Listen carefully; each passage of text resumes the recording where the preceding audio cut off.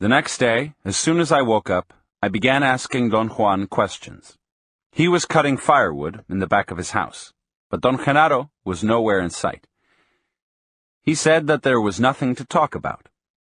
I pointed out that I had succeeded in remaining aloof and had observed Don Genaro's swimming on the floor without wanting or demanding any explanation whatsoever, but my restraint hadn't helped me to understand what was taking place. Then, after the disappearance of the car, I became automatically locked in seeking a logical explanation, but that didn't help me either. I told Don Juan that my insistence on finding explanations wasn't something that I had arbitrarily devised myself just to be difficult, but was something so deeply ingrained in me that it overruled every other consideration. "It's like a disease," I said. "There are no diseases," Don Juan replied calmly. "There's only indulging. And you indulge yourself in trying to explain everything. Explanations are no longer necessary in your case." I insisted that I could function only under conditions of order and understanding. I reminded him that I'd drastically changed my personality during the time of our association, and that the condition that had made the change possible was that I had been capable of explaining to myself the reasons for that change. Don Juan laughed softly. He didn't speak for a long time. "You are very clever," he finally said. "You go back to where you've always been. This time, you're finished, though. You have no place to go back to. I won't explain anything to you anymore. Whatever Genaro did to you yesterday, he did it to your body. So let your body decide what's what." Don Juan's tone was friendly, but unusually detached, and that made me feel an overwhelming loneliness.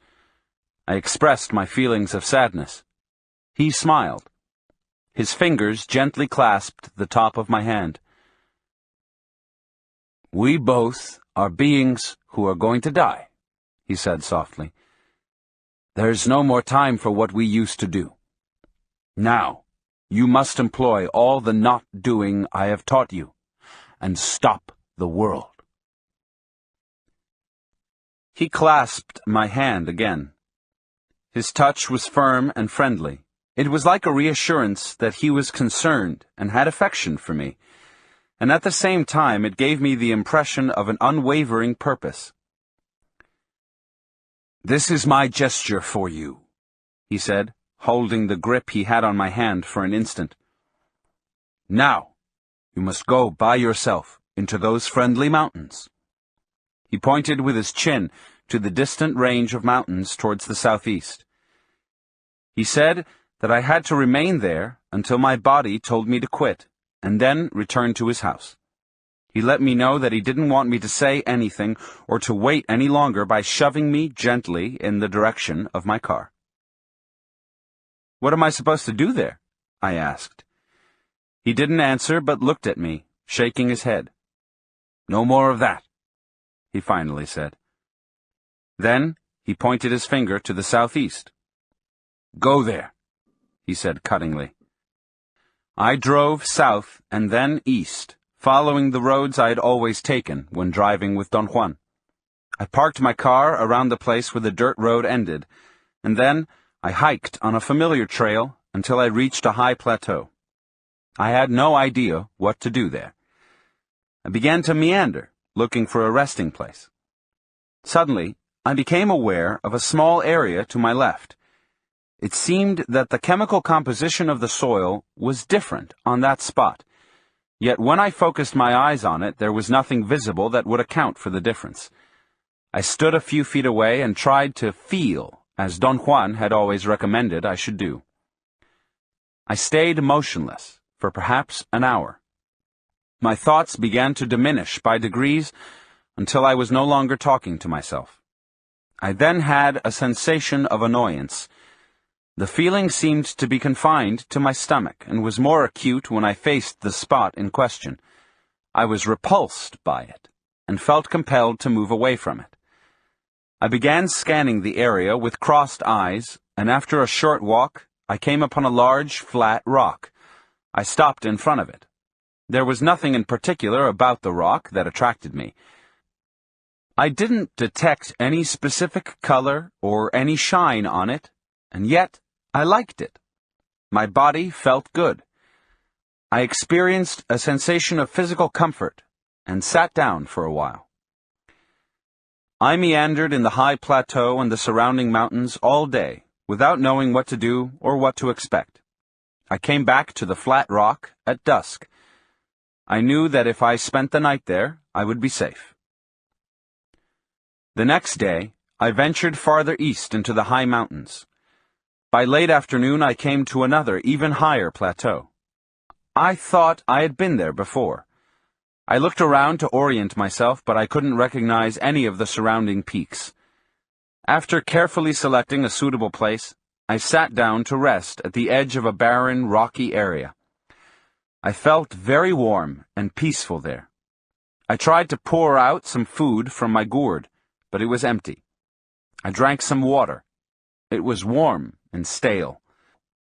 I thought that I had nothing else to do but to return to Don Juan's house and began to wonder whether or not I should start on my way back right away.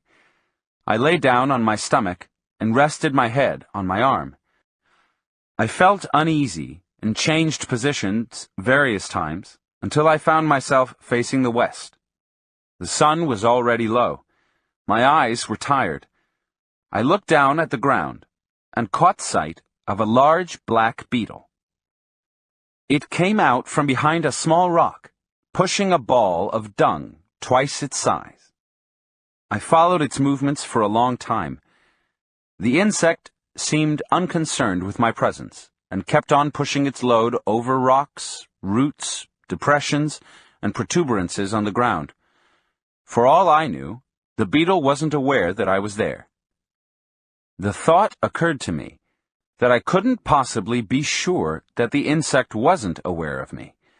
That thought triggered a series of rational evaluations about the nature of the insect's world as opposed to mine. The beetle and I were in the same world, and obviously the world wasn't the same for both of us. I became immersed in watching it, and marveled at the gigantic strength it needed to carry its load over rocks and down crevices. I observed the insect for a long time, and then I became aware of the silence around me.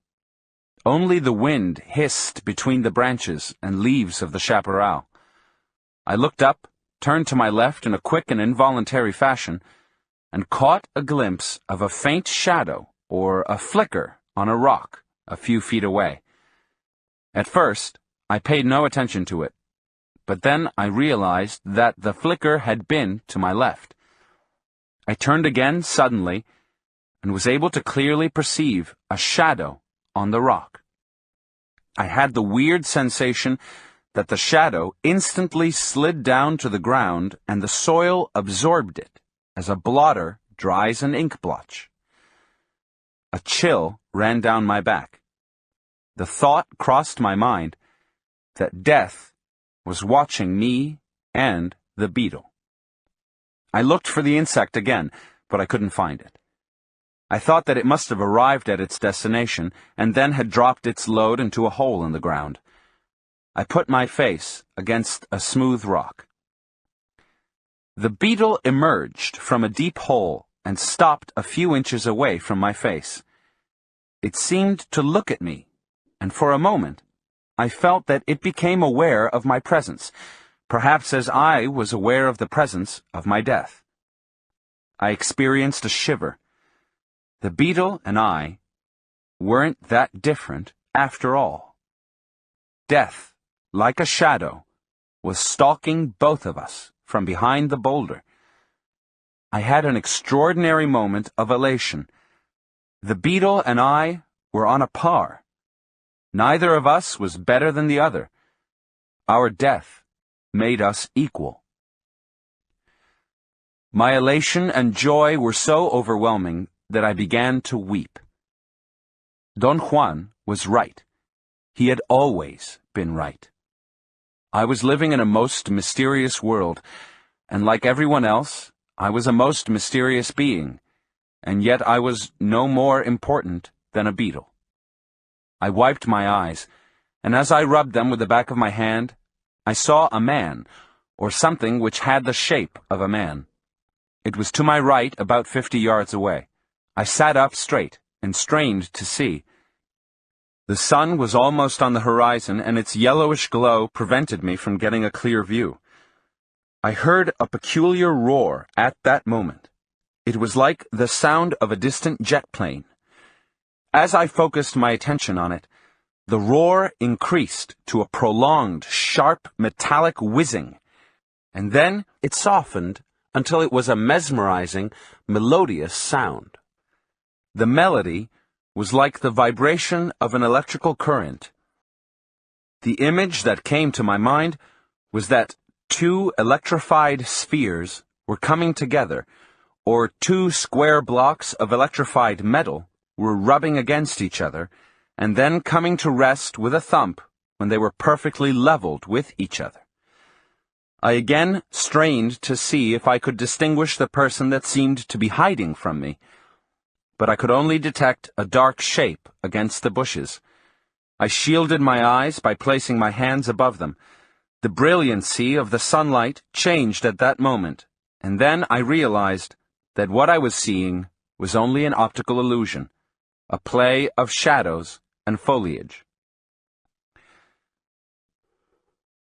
I moved my eyes away, and I saw a coyote calmly trotting across a field.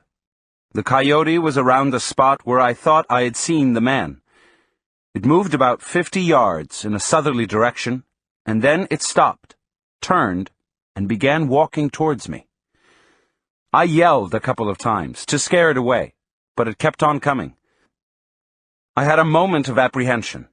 I thought that it might be rabid, and I even considered gathering some rocks to defend myself in case of an attack. When the animal was 10 or 15 feet away, I noticed that it wasn't agitated in any way. On the contrary, it seemed calm and unafraid. It slowed down its gait, coming to a halt barely 4 or 5 feet from me.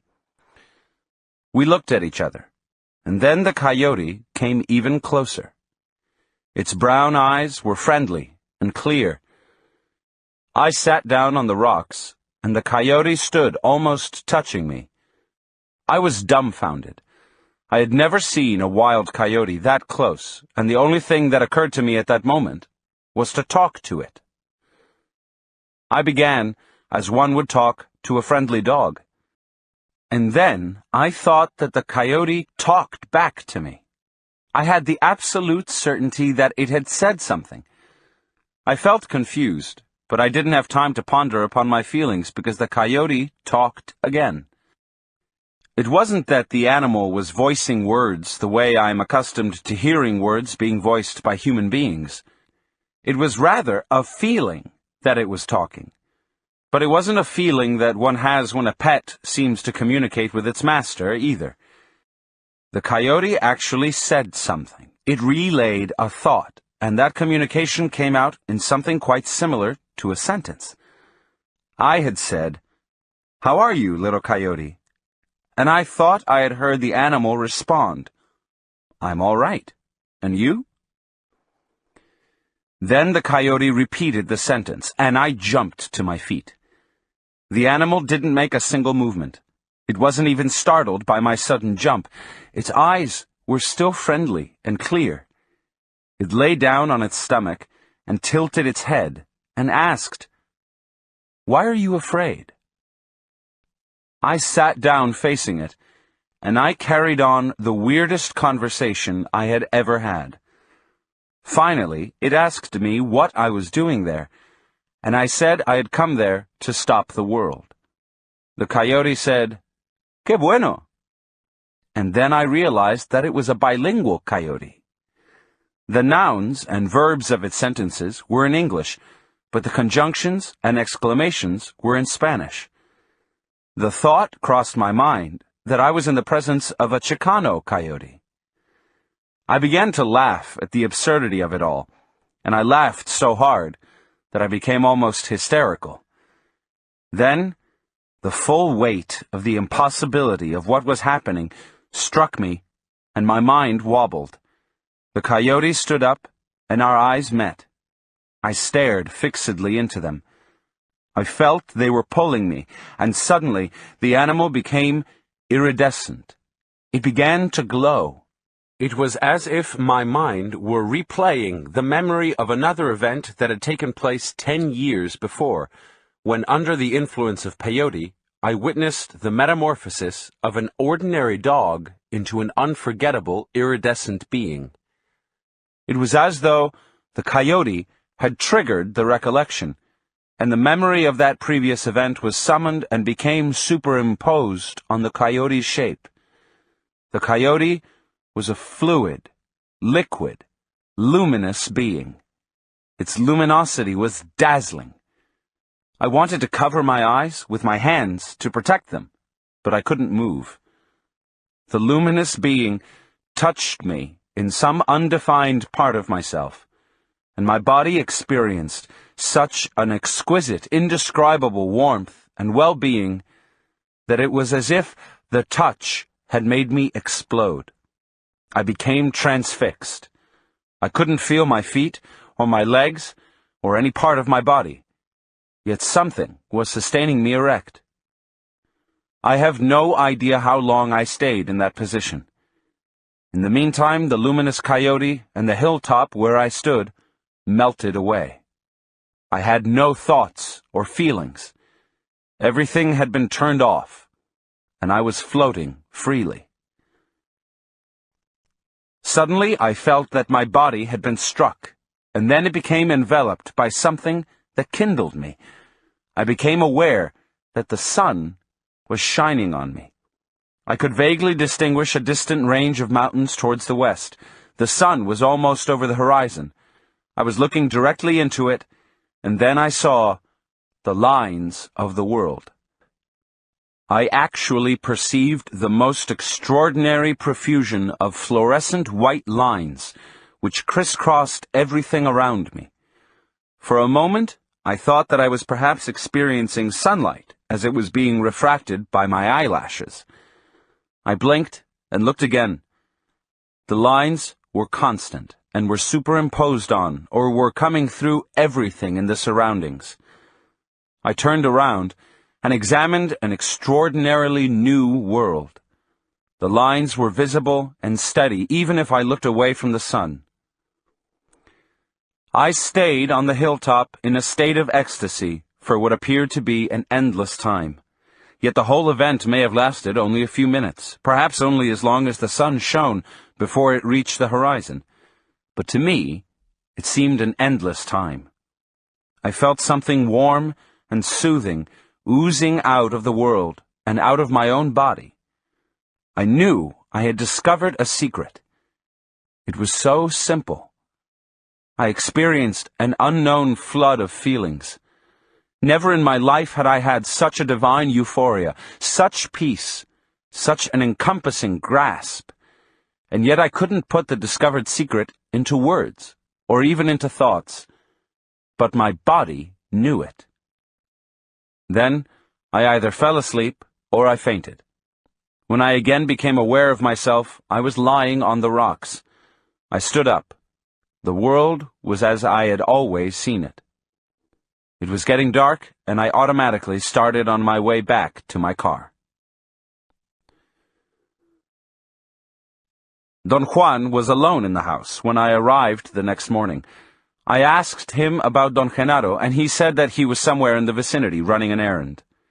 I immediately began to narrate to him the extraordinary experiences I had had. He listened with obvious interest. "You have simply stopped the world," he commented after I had finished my account. We remained silent for a moment, and then Don Juan said that I had to thank Don Genaro for helping me. He seemed to be unusually pleased with me. He patted my back repeatedly and chuckled. "But it's inconceivable that a coyote could talk," I said. "It wasn't talk. Don Juan replied. What was it then? Your body understood for the first time.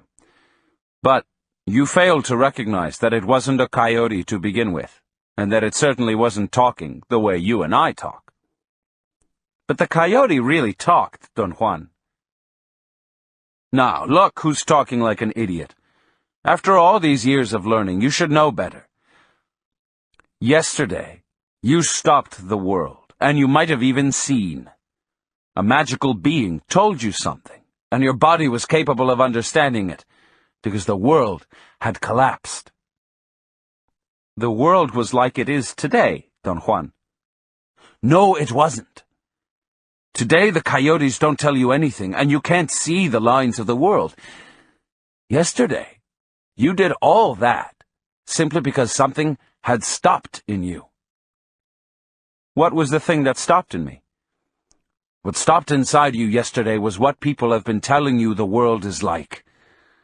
You see, people tell us from the time we are born that the world is such and such and so and so. And naturally, we have no choice but to see the world the way people have been telling us it is. We looked at each other. Yesterday, the world became as sorcerers tell you it is, he went on. In that world, coyotes talk, and so do deer, as I once told you, and so do rattlesnakes, and trees, and all other living beings. But what I want you to learn is seeing. Perhaps you know now that seeing happens only when one sneaks between the worlds, the world of ordinary people and the world of sorcerers. You are now smack in the middle point between the two. Yesterday, you believed the coyote talked to you. Any sorcerer who doesn't see would believe the same, but one who sees knows that to believe that is to be pinned down in the realm of sorcerers. By the same token, not to believe that coyotes talk is to be pinned down in the realm of ordinary men. Do you mean, Don Juan, that neither the world of ordinary men nor the world of sorcerers is real? They are real worlds. They could act upon you. For example, you could have asked that coyote about anything you wanted to know, and it would have been compelled to give you an answer. The only sad part is that coyotes aren't reliable. They're tricksters. It's your fate not to have a dependable animal companion. Don Juan explained that the coyote was going to be my companion for life, and that in the world of sorcerers to have a coyote friend was not a desirable state of affairs. He said that it would have been ideal for me to have talked to a rattlesnake, since they were stupendous companions. If I were you, he added, I would never trust a coyote. But you are different, and you may even become a coyote sorcerer. What is a coyote sorcerer? One who draws a lot of things from his coyote brothers. I wanted to keep on asking questions, but he made a gesture to stop me. You've seen the lines of the world, he said. You've seen a luminous being. You're now almost ready to meet the ally. Of course, you know that the man you saw in the bushes was the ally. You heard its roar like the sound of a jet plane. He'll be waiting for you at the edge of a plane I'll take you to myself. We were quiet for a long time. Don Juan had his hands clasped over his stomach. His thumbs moved almost imperceptibly. Genaro will also have to go with us to that valley, he said all of a sudden. He's the one who's helped you to stop the world. Don Juan looked at me with piercing eyes. I'll tell you one more thing, he said, and laughed. It really does matter now. Genaro never moved your car from the world of ordinary men the other day. He simply forced you to look at the world like sorcerers do. And your car wasn't in that world. Genaro wanted to soften your certainty. His clowning told your body about the absurdity of trying to understand everything. And when he flew his kite, you almost saw. You found your car, and you were in both worlds. The reason we nearly split our guts laughing was because you really thought you were driving us back from where you thought you'd found your car. But how did he force me to see the world as sorcerers do? I was with him. We both know that world. Once one knows that world, all one needs to bring it about is to use that extra ring of power I've told you sorcerers have. Genaro can do that as easily as snapping his fingers. He kept you busy turning over rocks in order to distract your thoughts and allow your body to see. I told him that the events of the last 3 days had done some irreparable damage to my idea of the world. I said that during the 10 years I'd been associated with him, I had never been so moved, not even during the times I'd ingested psychotropic plants. Power plants are only an aid, Don Juan said. The real thing is when the body realizes that it can see. Only then is one capable of knowing that the world we look at every day is only a description. My intent has been to show you that. Unfortunately, you have very little time left before the ally tackles you. Does the ally have to tackle me? There's no way to avoid it.